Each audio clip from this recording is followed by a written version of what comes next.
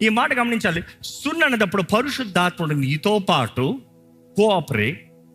Anti అన్నదప్పుడు ఏదైతే నిన్ను బలహీనపరుస్తుందో, ఏదైతే నువ్వు ఎత్తలేకపోతున్నావో, ఏదైతే నువ్వు భరించలేకపోతున్నావో దానికి యాంటీ అంటే నీ పక్షాన పోరాడతాం, నీ పక్షాన సహాయం చేస్తాం, నీ పక్షాన నడిపిస్తాం, నీ పక్షాన కార్యం జరిగిస్తాం. యాంటీ లెంబనో అన్న మాట చూస్తే, which means the Greek word to say it's a Roman word to say cease, which means attack. ఈ మాట మీకు అర్థం అవ్వాలంటే, ఈ మాట మీ మైండ్లో దిగిపోవాలంటే, లెట్ మీ జస్ట్ ఇల్లుస్ట్రేట్. ఒక నలుగురు వస్తారా ప్లీజ్? ఇక్కడికి వచ్చింది ముందుగా రండి. Come fast. నలుగురు వచ్చండి. Come randomly. Let's explain this word సున్ యాంటీ లింబనో. లెట్స్ సే ఈయన ఉన్నాడు, ఈయన కాదు, ఈయనకి వద్దండి, మీరండి. ఈయన ఉన్నాడు, ఈయన నాకు పార్ట్నర్గా ఉన్నాడు. అర్థమవుతుందా? కనబడుతుందా? వెనకాల ఉన్న వాళ్ళకి కనబడుతుందా? ఓకే. ఈయన నాకు పార్ట్నర్గా ఉన్నాడు.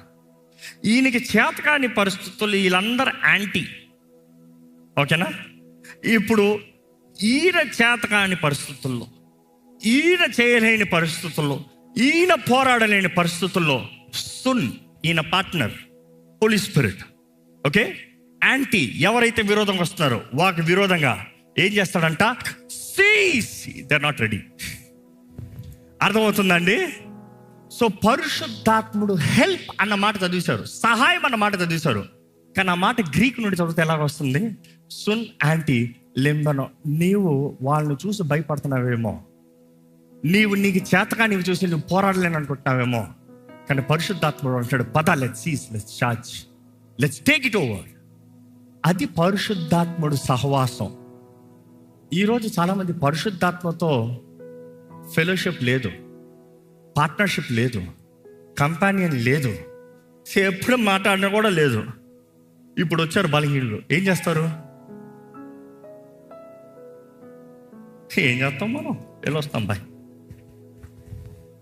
Thank you. మీకు అర్థమైంది కదా? పరిశుద్ధాత్మతో నువ్వు సహవాసంలో ఉంటే మాత్రమే పరిశుద్ధాత్ముడు నీ పక్షాన, నువ్వు ఆయన పార్ట్నర్ ఉంటే మాత్రమే. బికాజ్ ఆయన మన బలహీనతలందు మనకి సహాయంగా నిలబడతాడు.